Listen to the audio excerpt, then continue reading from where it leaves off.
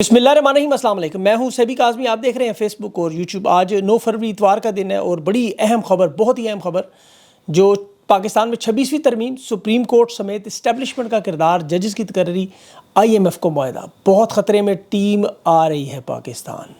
اور Donald Trump نے CIA کے خاتمے کا اعلان کر دیا۔ پاکستان میں موجود اسٹیبلشمنٹ میں خفیہ اداروں میں کھلبلی مچ گئی اور رجیم چینج آپریشن کے بڑے کردار کی امریکہ کے اندر بڑی پابندیاں۔ اور 8 فروری تحریک انصاف کے پاور شو کی گونج دنیا بھر کے انٹرنیشنل میڈیا میں، اور پنجاب میں ریلیاں نکالنے والے پنجاب کے ڈائن کا نشانہ، معصوم بچے اغوا، رہنماؤں پر مقدمات، اس کے ساتھ وفاقی حکومت کی شہباز شریف کی علی امین گنڈا پور کو دھمکیاں، تقریر پر کرپشن کے کیسز، اندازہ کریں۔ اور تحریک انصاف کے اندر بھی خود احتسابی کا سزا جزا کا جو عمل ہے وہ شروع، رپورٹ خان کو پیش کی جائے گی۔ ان تمام خبروں کی تفصیل سے بات کرتا ہوں، لیکن سب سے پہلے جو اہم معاملہ امریکہ میں رجیم چینج آپریشن کے جو کردار بائیڈن حکومت کے خلاف جو شکنجہ کا سخت ہو رہا ہے، اور یہ رجیم چینج پاکستان میں یاد رکھے، بائیڈن حکومت کے جو چند اہم کردار تھے، یہ آپریشن ہوا تھا CIA کی مدد سے۔ اس میں آپ کو یاد ہوگا اس کے director William burns Pakistan Imran Khan سے ملنے آیا تھا، عمران خان نے انکار کیا تھا، CIA نے اڈے مانگے تھے، جس پر وہ بڑا مشہور زمانہ انٹرویو ایبسولوٹلی ناٹ والا بھی آپ کو یاد ہوگا۔ اس کے بعد پھر بائیڈن حکومت نے خان کی مخالفت کی اور اس کے لیے پھر ظاہر باجوہ کا استعمال ہوا۔ اس میں پھر وزیر خارجہ ٹونی بلنکن، وکٹوریا نیولینڈ، ڈونلڈ بلو، انہوں نے جس طرح باجوہ کے ساتھ ایک باقاعدہ لابنگ بنا کے خان کے خلاف عدم اعتماد کی اور آج پاکستان کو پتھر کے دور میں پہنچایا، اس میں پاکستان میں موجود ان کی ایمبیسی کے لوگ بھی شامل تھے، ظاہر ہے، جو اپوزیشن سے ملتے رہے اس دوران عدم اعتماد کے دوران، وہ سارا معاملہ آپ کو پتہ ہے۔ اب اس کا شکنجہ ڈونلڈ ٹرمپ کھینچنے جا رہے ہیں۔ سب سے پہلے بائیڈن کی سیکورٹی کلیئرنس ختم ہوئی، اور یہ معاملہ دیکھیں، ڈونلڈ ٹرمپ نے جو سابق صدر کی سیکورٹی کلیئرنس منسوخ کرے کہ یہ خفیہ معلومات ان تک رسائی، انٹیلیجنس کی جو ریٹائرڈ موجود عہدیدار، ان سے ملاقات نہیں کر سکتا، ان سے بریفنگ نہیں لے سکتا، کوئی قومی سلامتی، کوئی انٹرنیشنل معاملے پر یہ کسی قسم کی معلومات کے شیئر نہیں کی جائیں گی۔ یہ بہت بڑا معاملہ ہے۔ اور دوسرا جو ٹونی بلنکن، یہ سیکٹری خارجہ تھا اور یہ پاکستان میں اس کے براہ راست بلاول اس کا بلو چائلڈ تھا۔ اس کی تمام سرکاری عمارتوں میں وفاقی اداروں میں اس کا داخلہ بند کر دیا گیا۔ اور اب جو بڑا کام ڈونلڈ ٹرمپ نے کیا، امریکہ کا CIA کا جو رجیم چینج آپریشن کے ماسٹر مائنڈ بھی تھے، ڈونلڈ ٹرمپ نے ان کا بائی آؤٹ پروگرام، یعنی اس میں ہر وہ افسر، ہر وہ عہدیدار جو ان معاملات میں استعمال ہوتا رہا، جو اس کا وفادار نہیں ہے ٹرمپ کا، اس کی پالیسیوں کا حامی نہیں ہے، ان لوگوں کو قبل از وقت ریٹائر کرنا، استعفیٰ دینا، بائی آؤٹ پروگرام کا ایک استعمال، یا دوسرے معنوں میں ڈونلڈ ٹرمپ خفیہ اداروں میں ڈیپ اسٹیٹ ایکٹرز، خفیہ اسٹیبلشمنٹ اور رجیم چینج آپریشن کروانے والے ایک ایک کردار کو ڈھونڈ کر گھر بھیج رہے ہیں، اور اس کے اثرات براہ راست پاکستان پر۔ اس کی میں آپ کو وجہ بتاتا ہوں۔ پاکستانی خفیہ ادارے جو ISI وغیرہ، یہ سارے CIA کی خفیہ فنڈنگ اور بجٹ پر چلتے ہیں۔ ان کا ایک مخصوص بجٹ ہے امریکی حکومت، اسے کہتے ہیں بلیک بجٹ۔ اس کی تفصیلات خفیہ رکھی جاتی ہیں۔ اس میں بہانہ کولیشن سپورٹ فنڈ کے تحت، دہشت گردی میں امداد کے تحت، کسی بھی بہانے سے امداد جو دی جاتی ہے افغانستان آپریشن کے تحت، یہ مکمل طور پر ختم، اور اس کے حامیوں کو ڈھونڈ کر نکالا، جس کے اثرات یہاں پہ براہ راست نظر آئیں گے۔ اب جو دوسری اس میں بڑی اہم پیش رفت اور نتیجہ، وہ جو انٹرنیشنل دباؤ جس کا ذکر کیا جاتا ہے، جو کہ 20 جنوری سے ہم لوگ کہہ رہے تھے کہ ٹرمپ کے حلف اٹھانے کے بعد کیا ہوگا، امریکہ کی طرف سے دباؤ آئے گا، وہ بلا شبہ وہ دباؤ مالیاتی اداروں کی طرف سے آئے گا۔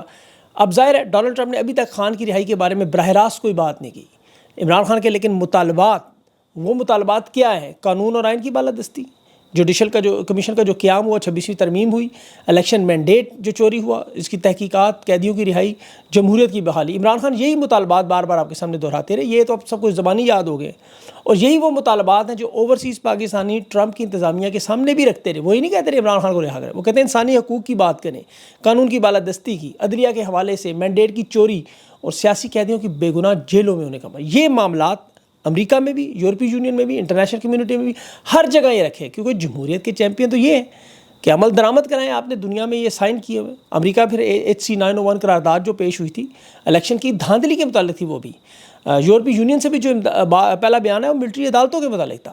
امریکہ سے جو خطوط لکھے گئے کانگریس کے لوگوں کے، وہ خان کی رہائی کے معاملے کو اٹھاتے رہے۔ ابھی بھی دیکھیں، جب امریکہ نے اپنا سافٹ پریشر، یعنی بازو مروڑنا، یا آہستہ سے کہہ لیں کان مروڑنا، تو یہ عالمی مالیاتی اداروں سے، جیسے IMF، ورلڈ بینک، اور یہ اس میں امریکہ بہت بڑا شیئر ہولڈر ہے۔ آپ کو پتہ ہے، مالیاتی امداد ہو، قرضے ہوں، یہ اسے استعمال کرتے ہیں ایک ٹول کے طور پر۔ ووٹنگ پاور ان کی 16.5% ہے، اس میں قرضوں کی جو منظوری ہے اس میں تاخیر ہو، کسی ملک کو شدید مالی بحران ہو، جیسے پاکستان کا 2025 میں دیوالیہ پن کا خطرہ اتنا شدید بڑھ گیا، ذرا غور سے سنیں۔ زر مبادلہ کے ذخائر $16 ارب ہیں، جبکہ 2025 میں قرضوں کی ادائیگی ہے $22 ارب، یعنی $6 ارب کا تو یہ شارٹ فال آ رہا ہے۔ اس میں بھی چین، سعودی عرب امارات کے دیے ہوئے قرضے شامل ہیں۔ باقی جو رقم ہے وہ بانڈز میں، کمرشل قرضوں میں، یا جو آئی ایم ایف جو دیتا ہے وہ یہ شارٹ فال 6 ارب کا لیکن کسی صورت میں پورا نہیں ہو سکتا۔ یہ ریسکیو پیکج اسی لیے ملتے ہیں اور بڑی انتہائی سخت شرائط ہیں۔ اب ان ممالک نے جنہوں نے مدد کرنی تھی انہوں نے مدد نہیں کی، بلکہ سعودی عرب نے تو ریکارڈ کی 15% شیئر لے کے اس کے بدلے میں 1.5 ارب کی تیل کے جو موخر کر دیا جائے گی۔ پاکستان کے جو بانڈز ہیں ان کی بھی سود کی شرح اور کریڈٹ ریٹنگ کی وجہ سے عالمی مارکیٹ میں قرضہ نہیں مل سکتا اس پہ۔ اب غیر ملکی سرمایہ کاری ہو ہی نہیں رہی بالکل بھی، تو یہ 6 ارب ڈالر کا جو شارٹ فال ہے یہ پورا نہیں ہو سکتا۔ ڈیفالٹ سر پہ کھڑا ہے۔ مہنگائی میں اس سے کیا ہوگا؟ مہنگائی شدید ہوگی کہ روپے کی قدر گرے گی، عالمی مارکیٹ میں اعتماد کی کمی کی وجہ سے معاشی بدحالی اور سیاسی بحران اس لیول پہ کہ حکومت خود یا تو استعفے دے کے چلی جائے گی یا پھر عوام واقعی گربان سے سری لنکا کی طرف پکڑ کے نکالے گی۔ اور یہ ہو رہا ہے 14 فروری کو۔ عدلیہ کی شفافیت، ججز کی تقرری اور اس کا جائزہ لینے کی 26ویں ترمیم جو انہوں نے کی، یہ ویلنٹائن ڈے منائیں گے آئی ایم ایف کا وفد حکومت کے ساتھ کینڈل لائٹ ڈنر پہ۔ اب اس میں دیکھیں گورننس اور کرپشن، یہ 2 بڑے اہم معاملات، اور 19 اداروں کو بلایا خاص طور پر۔ 19 اداروں میں اسٹیبلشمنٹ بھی اور جوڈیشل کمیشن، یہ ذرا غور سے سنیں، سپریم کورٹ، کیونکہ جوڈیشل کمیشن کا معاملہ میں نے آپ کو پہلے بھی بتایا تھا کہ یہاں سے ساری واردات ہے۔ آئی ایم ایف نے بتایا کہ آپ کون لوگ ہیں اس جوڈیشل کمیشن میں، کون سی جماعت سے، اب کرائٹیریا آپ نے کیا بنایا ججز کی تقرری کا۔ اتنی باریک بینی سے یہ معاملات دیکھنے کے لیے انٹرنیشنل وفد، یہ انٹرنیشنل دباؤ ایسے کام کا۔ پھر اس کے علاوہ منی لانڈرنگ کی جو اقدامات تھے اس میں ابھی آپ دیکھیں شہباز شریف کے منی لانڈرنگ کے کیسز انہوں نے بند کر دیے، اور پھر ججز کی تقرری میں جس طرح منصور علی شاہ کو بائی پاس کرتے ہوئے یہ آفریدی کو چیف جسٹس بنایا، اسلام آباد ہائی کورٹ میں لاہور سے 15 نمبر کے جج کو اٹھا کے یہاں سینئر پیونی جج لگا دیا، ٹرانسفر کے تبادلے کیے، سندھ ہائی کورٹ میں 12 کے 12 جج انہوں نے پیپلز پارٹی کے لگا دیے، لاہور ہائی کورٹ میں 10 ایڈیشنل جج، سپریم کورٹ میں 8، ابھی اسلام آباد ہائی کورٹ میں جو 6 ججز جنہوں نے سینئر جج تھے جنہوں نے خفیہ اداروں کے خلاف خط لکھا، انہیں سائڈ پہ کر کے سارے چھوٹے چھوٹے لگا دیے۔ تو یہ عدلیہ کی شفافیت اور خود مختاری کا بڑا اہم نقطہ ہے۔ اس کی وجہ میں آپ کو بتاؤں، آئی ایم ایف کو یہ پتہ ہے اور جو جانتے ہیں کہ عدلیہ پاکستان کی معیشت کی تباہی میں سب سے اہم کردار ادا کر رہی ہے۔ جسٹس محمد علی مظہر نے 20 صفحات کا آئینی ترمیم پہ اس کی سپورٹ میں کہ جی ریگولر بینچ سن نہیں سکتا، آئینی بینچ سنے گا، کہتا ہے 26ویں ترمیم ہوگی یا جو ہوگا آئین کے تحت ہوگا، جب تک پارلیمنٹ یا سپریم کورٹ فیصلہ نہ کرے معاملات ایسی۔ اب 26ویں ترمیم ہی سب سے بڑا غیر آئینی کام ہوا ہے، تو آئینی بینچ بھی غیر آئینی، یہ سارے تقرریاں بھی غیر آئینی، اور اسے پوری دنیا کے اخبارات نے کور کیا۔ یہ سر عام ناانصافی نہ ہونے کی وجہ سے پاکستان کا آئین اور قانون تباہ ہونے کی وجہ سے معیشت تباہ و برباد ہے۔ یہ بات خان نے بار بار سمجھاتا رہا۔ ثابت شدہ کیسز میں جس طرح شہباز شریف کے کیسز میں جو انہوں نے ابھی دیکھیں اس کو کلین چٹ دی، فریال تالپور کے 42 ارب کے کیسز میں، رمضان شوگر مل یہ شہباز شریف حمزہ کے کیس میں، اور دوسری طرف عمران خان کے القادر ٹرسٹ کے کیس میں جس میں پیسے پاکستان میں موجود سود مل رہا ہے۔ اب یہ ساری چیزیں آپ کے خیال میں کیا دنیا نہیں دیکھتی؟ دنیا نہیں دیکھ رہی کہ کس طرح ریاست کے نظام کو درہم برہم کر دیا، جس کی وجہ سے معیشت تباہ ہو رہی ہے۔ یہ جو بینکوں کا ریگولیٹری فریم ورک ہے یہ انہوں نے بالکل اڑا دیا ہے۔ ابھی اسٹیٹ بینک سے بھی ان کی ملاقات ہوگی، اور پھر اوپر سے جو فارن ریمیٹنس پاکستانی نہیں ہوئی، یہ بھی رپورٹ بھی 10 تاریخ کو آنے والی ہے۔ یہ ان کے کفن میں ایک اور کیل ٹھوکے گی۔ سیکیورٹی ایکسچینج کمیشن سے ملیں گے، وزارت خزانہ سے ملیں گے، وزارت منصوبہ بندی سے ملیں گے۔ یہ جو ٹیکس کی پالیسیاں ہیں جس میں کس طرح حکمران طبقے کو فائدہ ہو رہا ہے، یہ پوری کی پوری جامع تفتیش ہے۔ یہ جو رپورٹ آئی ایم ایف بنائے گا یہ پھر جولائی میں منظر عام پر آئے گی، اور یہ ایسی ہی رپورٹ جو یورپی یونین کا وفد نے انسانی حقوق پر جون تک کا ٹائم دے کے کیا ہوا، تو جون جولائی میں ویسے ہی ان کا کام اوپر سے بجٹ الگ ہے۔ تو یہ انہیں وقت اس لیے دیے جا رہے ہیں انٹرنیشنل اداروں کی طرف سے کہ یہ اتمام حجت پوری کرے، ورنہ پھر چل سو چل والا معاملہ ہے۔ دیکھیں عام طور پہ تو الیکشن کے معاملات میں تو دھاندلی پتہ ہے سارے اداروں کو، سب کو پتہ ہے کہ چوری کا معاملہ تو 1958 سے چل رہا ہے الیکشن کا، لیکن جو 2024 میں ہوا 17 نشستوں کے ہٹا کے 180 نشستیں لکھی گئیں تحریک انصاف کے امیدواروں کے، صرف آپ وہ جو سینکڑوں انتخابی نشان دیے گئے جو آزاد امیدواروں کو ایک بلہ چھین کے صرف وہ دیکھ لیں تو آرٹیکل 6 لگتا ہے۔ صرف کمشنر راولپنڈی چٹھا ڈھونڈ لائیں جس کا آج تک کوئی عطا پتہ نہیں کہاں گیا، تو قاضی فائز اور الیکشن کمشنر دونوں پر آرٹیکل 6 لگ جاتا ہے۔ تو کیا یہ انٹرنیشنل اداروں کو نہیں پتہ، یورپی یونین کے وفد کو نہیں پتہ کہ اتنا بڑا افسر جو ایک بڑے حساس علاقے کے نتائج جو 13 نشستیں کہہ رہے برملا پریس کانفرنس میں کہ تحریک انصاف سے چھین کے نون لیگ کو دیں، اور وہ بھی 70-80 ہزار کی لیڈ سے جیتے ہوئے، وہ اچانک غائب ہو جاتا ہے، اس کو کوئی پتہ نہیں۔ کیا دنیا نوٹس نہیں لے گی؟ تو یہ جو الیکشن کی دھاندلی ہے، یہ جو تحقیقات ہے جس کا امریکہ نے بھی مطالبہ کیا، اس میں اگر صرف پنڈی کے کمشنر کو ہی کر لے آئے تو سارا معاملہ حل۔ باقی 64 نکات جو وائٹ پیپرز کے ساتھ تحریک انصاف نے ان اداروں کو دیے ہوئے ہیں، امریکہ میں جمع کروائے ہوئے ہیں، اقوام متحدہ کو دیے ہوئے، یورپی یونین کو دیے ہوئے، یہ سب کو بتایا ہوا ہے۔ تو یہ الیکشن کا معاملہ اتنی جلدی جان نہیں چھوڑتا، یہ پوری دنیا میں جمہوریت، دیکھیں یہ بات ہی جمہوریت جمہوریت جمہوریت ہوتی ہے، ڈیموکریسی، تو تحریک انصاف یہ چیز نہیں چھوڑے گی، اور یہ معاملہ ان کے گلے سے ہڈی بن چکا ہے۔ اور یہ جو کل تحریک انصاف کا، وہ تو ویسے ہی عالمی دنیا میں اس کے چرچے ہیں، پاورفل شو کے طور پر انٹرنیشنل میڈیا، آزاد صحافی، ویڈیو کلپس ہر جگہ شیئر ہو رہے ہیں کہ تحریک انصاف اور عمران خان کی مقبولیت، اب تو ان کے نون لیگ کے اپنے صحافی برملا اعتراف کرتے ہیں۔ ان سے دیکھیں دو چیزیں ثابت ہوتی ہیں، ایک تو یہ فارم 47 کی جو جعلی حکومت ہے، جو تحریک انصاف کا مینڈیٹ چوری کر کے ڈاکہ مار کے گئی، اسے پاکستان کی عوام نہیں چھوڑ رہی، چاہے انہیں گولیاں ماریں پاکستان کی عوام کو۔ 26 نومبر کے بعد جو اسٹیبلشمنٹ کو لگتا تھا نا کہ یہ باہر نہیں آئیں گے، اب ہم نے قتل عام کیا، خون کی ہولی کھیلی، اب ختم ہو گئے، لوکل نکل آئے، اب یہ معاملہ ان کے لیے بڑا مشکل ہو گیا۔ دوسرا جس میں نے بڑی ناکامی ہوئی، وہ یہ سمجھ رہے تھے کہ تحریک انصاف کی قیادت میں، جس طرح ہم نے نون لیگ میں سے کاف نکالی، پیپلز پارٹی میں سے پیٹریاٹ نکالی، یہاں بھی ہم ایک پارٹی میں سے پارٹیاں کھڑی کر دیں، وہ فارمولہ بھی ناکام۔ کل ساری قیادت ایک پیج پہ، ایک سٹیج پہ نظر آ گئی کہ جتنے مرضی ہمارے اختلافات ہوں، ہم لوگ پھر بھی اکٹھے ہیں۔ زبردستی پریس کانفرنس والے بھی یقین کریں دل سے خان کے ساتھ ہیں، بے شک وہ بیچارے مجبور ہو گئے۔ اب کل کے جلسے میں جو تحریک انصاف سامنے آئی، جو قیادت سامنے آئی، جو پیغامات سامنے آئے، جو عوام کی باتیں سامنے، اب تو یہ بات بالکل سامنے لکھی ہوئی ہے کہ 26 نومبر گولی چلانے والوں کو، ان کے ذمہ داروں کو عوام معاف کرنے پر تیار نہیں۔ عوام خان کے ساتھ کھڑی ہے، جو کسی صورت میں ڈیل پر تیار نہیں۔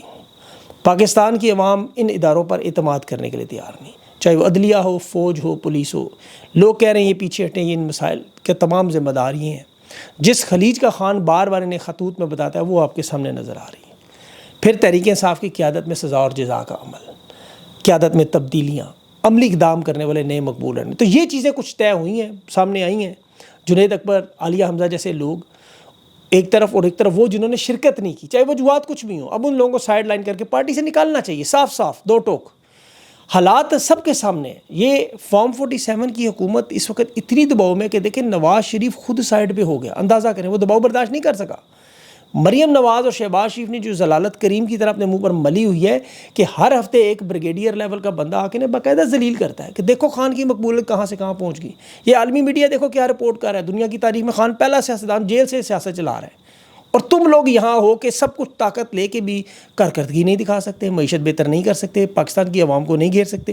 وہ کیسے مقبولیت خان کی کام ہو؟ تم نااہل ہو، تمہیں تصویریں لگانے، مشہوری کرنے کے علاوہ کچھ آتا ہی نہیں ٹک ٹاک بنانے کی، اور پھر سارے کے سارے الزام آرمی چیف پہ لگا دیتے ہو۔ شہباز شریف دیکھیں جان بوجھ کر ہر چیز کا کریڈٹ آرمی چیف کو اسی لیے دیتا ہے کہ لوگوں کو نظر آئے کہ یہ حکومت میری نہیں ہے، کل ہم کہیں ہم تو حکومت میں تھے ہی نہیں، جو کچھ کر رہے تھے آرمی چیف کر رہے تھے۔ یہ براہ راست، یہ جو عظمہ بخاری کہتی ہے نا حافظ جی تن کے رکھو، یہ بات وہی ہے، ان کی نحوست ہے، یہ منحوس لوگ ہیں۔ کرکٹ چیمپئن ٹرافی میں دیکھیں کل افتتاح تھا، سارا پیسہ لگا دیا دیوالیہ ملک کا۔ حالات اور نحوست کی حالت یہ کہ پہلا میچ ہی 78 رن سے بری طرح ہار گئے۔ پھر جو گراؤنڈ کے حالات، وہ انٹرنیشنل کھلاڑی اس میں جس طرح گر کے زخمی ہو رہے تھے، وہ دنیا مذاق اڑا رہی، سارے ہندوستانی میرے دوست بھیج رہے IPL سے مجھے کہ یہ سٹینڈرڈ ہے تم لوگوں کا، میچ کروا رہے ہو انٹرنیشنل یونٹ کی، میزبانی کیسے مل گئی تمہیں؟ پھر مجبور ہو کے پہلے بھی دبئی اسٹیڈیم کی تصاویر شیئر کرتے رہے۔ اور اس کا دیکھیں نتیجہ پنجاب میں جو سوتیلی ماں پنجاب کی ڈائن جو ظلم و ستم کر رہی ہے، جو ظلم اور فسطائیت کر رہی ہے، انتقام جو تحریک انصاف کے لوگوں سے جا کے لیتی ہے، یہ ایک ذہنی مریض خاتون ہے اپنے چچا کی طرح۔ کل جو ریلی اور جلسے نکالے گئے، اس کے بعد جو مظالم ہوئے، لوگوں کے گھر گرائے گئے، بچے اغوا کیے گئے، اوکاڑا میں مہر عبدالستار اس کے کارکنان پر جعلی مقدمات دھڑا دھڑ، صنم جاوید کو لاہور میں اغوا کرنے کی کوشش، ملک ندیم عباس 12 کو 2 بیٹوں کے ساتھ اغوا کرنے کی، وہ لاہور میں حماد اظہر کے ساتھ وہ MPA فرق جاوید مون، اس کا 13 سال کا بچہ اغوا کر لیا انہوں نے۔ اب دیکھیں وہ احمد چٹھا تحریک انصاف کے سینٹرل پنجاب کے صدر، اس کے گھر میں انہوں نے کیا کیا، لاہور میں ریڈ کیا وہاں، کیونکہ اس نے ریلی نکالی، وہ ارد گرد سارے وہ گھر گرانے شروع کر دیے، اس کے وہاں لوگوں کو مار رہے تھے بچوں کو۔ ایک بزرگ خاتون تکلیف سے ہارٹ اٹیک انہیں ہو گیا، مطلب گھر میں گھس کے اس کے چٹھا کے 11 سال کی بیٹی کو بندوق کے بٹ مارے، اس کی بتیجی اس کی عالیہ کے کمروں میں گھس کے اندر زبردستی۔ ایسے بدبخت یزیدی، ہر خاتون پر پرچے FIR، یہ تو مذاق انہوں نے بنا دیے بالکل۔ ان ظالموں کے خلاف بولنا خدا کی قسم ثواب کا کام، یہ اللہ کو پسند ہے۔ قرآن کا 6 پارہ اللہ کہتا ہے، کسی کو اونچی آواز میں ویسے آپ برا کہیں تو اللہ کو پسند نہیں، سوائے مظلوم کے۔ اللہ کو پسند ہے، وہ محبت کرتا ہے جب مظلوم ظالم کے خلاف اٹھے، اس کے خلاف آواز بلند کرے، اور جو لوگ مظلوموں کا ساتھ نہیں دے ان کے خلاف بھی اور ظالموں کے خلاف بھی اللہ نے قرآن میں حکم دیا ہوا۔ تو اس لیے یہ یاد رکھیں، ان کے بارے میں بولا کریں، ہر روز بولا کریں۔ یہ سہولت کار اسٹیبلشمنٹ جو طاقتور ترین لوگ ہیں ان کے اوپر 4 ارب بھیجا کریں. یہ دیکھیں ظلم اور زیادتی کر رہے ہیں عوام کے ساتھ.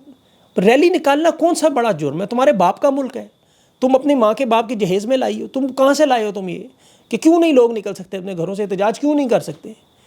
تم لوگوں نے ٹھیکہ اٹھایا ہوا ہے, جس کی مرضی ہے جو مرضی کرے. کون سی آزادی ہے کسی لوگوں کی کیوں آپ ضبط کریں؟ ہماری تو لڑائی یہ ہے قانون اور آئین کے دائرے میں رہ کے کہ آپ کسی کا حق نہیں روک سکتے. دنیا کے کسی ملک میں بھی آزاد رہنے والا ہر شخص اس چیز پر تکلیف میں آتا ہے. خان کی آزادی آپ دیکھیں, غیر قانونی بند, ادھر لوگ بند, ادھر, پھر اس کا نتیجہ یہ نکلتا ہے. بہرحال انشاءاللہ اگلے ویلاگ میں تفصیل سے اور مزید چیزیں بھی کروں گا. میرا مائنڈ سارا ادھر چلا گیا. اب اپنا خیال رکھیں, مجھے اجازت دیں. اللہ حافظ.